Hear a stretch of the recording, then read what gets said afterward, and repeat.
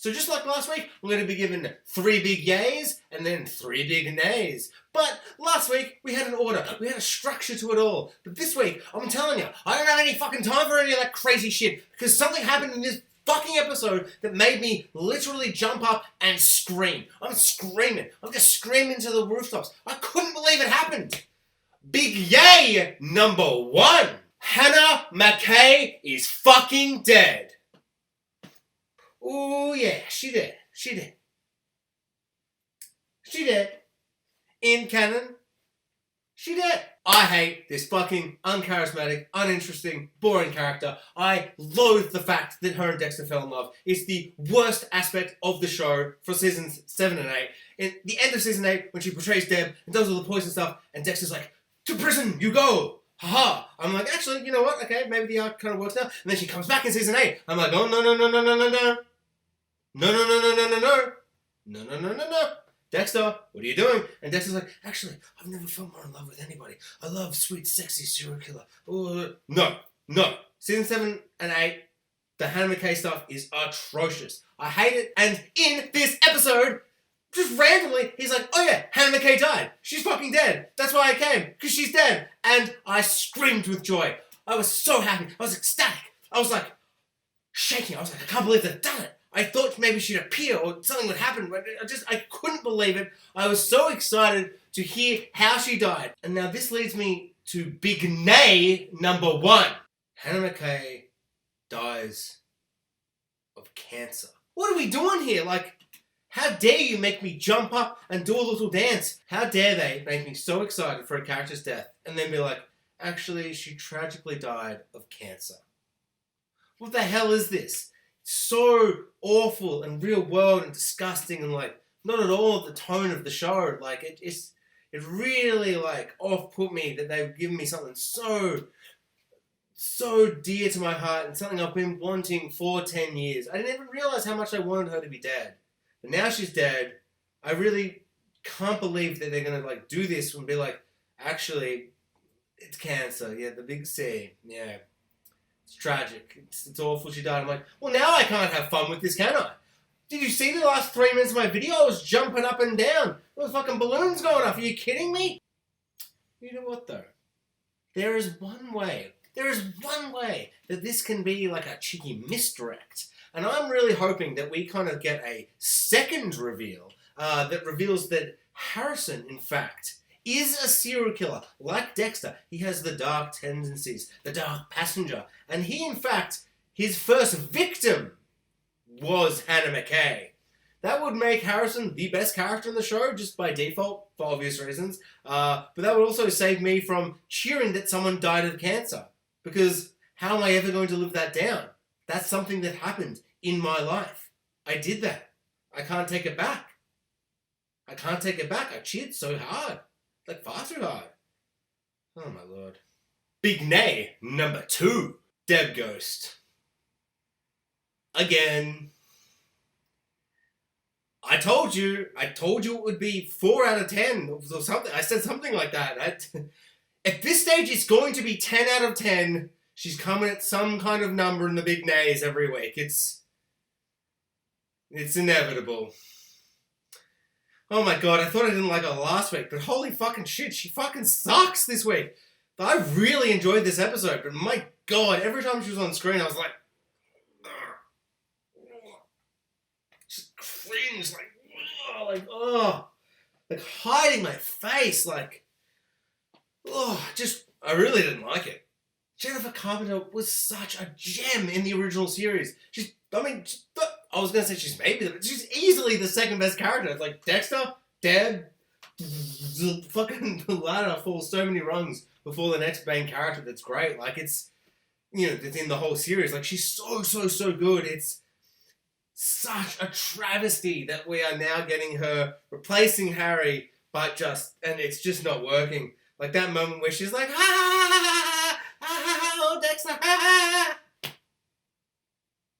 You guys know what I'm talking about. You saw the episode.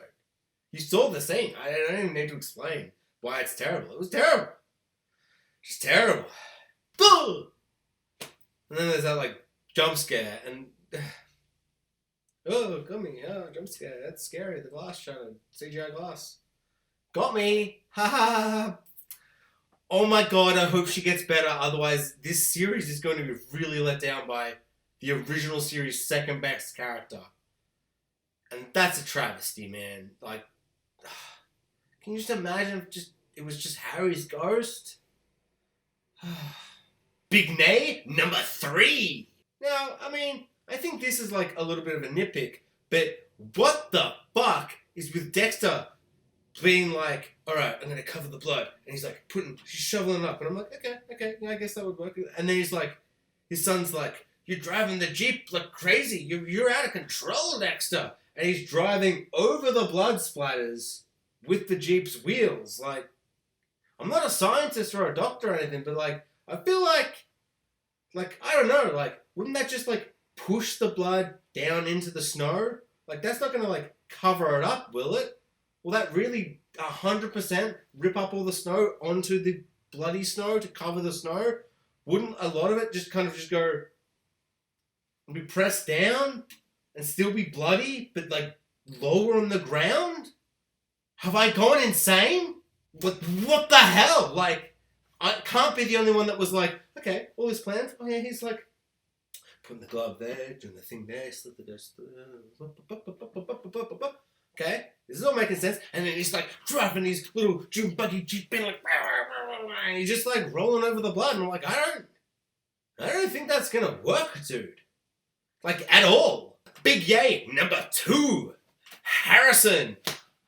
He's made it to two big yays in a row. Oh my god, Harrison. Going for 3 in a row. Going for gold. I love it. I am so surprised how much I'm enjoying Harrison. I really didn't think from the trailer this would be an element that I was like really on board with, but the actor's like really bringing it for me. I mean, I don't know. I'm curious what everyone else thinks, because he's really, really working for me. I'm really excited by the fact that, like, you know, like, he's like, why did you want to leave me, Dexter? Like, why did you think that, you know, what was these dark tendencies you thought I would have? Like, what's wrong with me, Dexter? And all this kind of stuff. And I'm like, okay, this is pretty exciting and interesting, because it's like, does he have dark tendencies? Like, is he going to end up being like a serial killer like Dexter? Or is he going to end up being the heart of the show? And that's going to break our hearts when Dexter is revealed to be a serial killer. Like, it's, I don't know. I'm really not even sure where I want to land on either side. I think for the whole show, like each episode to episode, it would kind of be fun for him to be a serial killer, like for them to, you know, team up like Miguel style and that kind of thing, and like be serial killers together. But then for the end final episode, if we don't get any original cast members back, I think maybe having Harrison be the heart of the show and create that heart throughout this season, that could really work. So I'm really happy for it to go either way at this point. I'm all for it. So all yays, all days. That's what I say is. One last thing about Harrison. It is really amazing that they're actually kind of embracing, like fully embracing the idea of like Harrison being abandoned by Dexter. Like, it's something that you kind of like, oh god, yeah, he abandoned him as a son, like as a baby. Like, he's abandoned his son. That's what a douche move. Like, that sucks. But they're really getting into it. They're really digging their like hands into it and like kind of swirling in the mud of that kind of idea and that concept and really kind of fleshing it out. And it's like really interesting that they haven't gone, because I remember when this series first got announced, I was like, fuck, I'm just so annoyed that they're not just retconning season 8 or maybe even just like 5, 6, 7, 8. Like, just do it. Like, I don't know, it's the original creator from the first one coming back to do it. But now I'm kind of loving the idea that they're embracing all the mistakes Dexter's made and using that to the story's advantage to see where the story will go from here, now. And to see the original creator come back and do that is surprisingly entertaining and exciting, and I'm really on board for it. So, all yays, all days, that's what I say. Is that what I just said? I think I just said it again. God, is that something I'm saying now? Big yay, number 3. Man, I am loving The Dark Passenger. Like, a full episode, just all out Dark Passenger, dark humor, quips, and humorous puns ahoy. Ho ho ho ho ho ho! I am loving it. I'm all on board for it. The first episode didn't work for me, you know, for the first half, because he just wasn't there. He wasn't doing his Dexter Dark Passenger thing. And now we've got a full flight, all episode, all the time, baby. And I'm loving it. There is a moment where one of the cops is being incompetent and he's like, maybe I will get away with this. And I'm just like, yeah, yes. I love it. It's so funny. It's so exciting. There is something so very classic Dexter with all these cops, all the townsfolk trying to, like, you know, solve this case, and Dexter's there, just being like, I'm just your friendly neighborhood Dexter.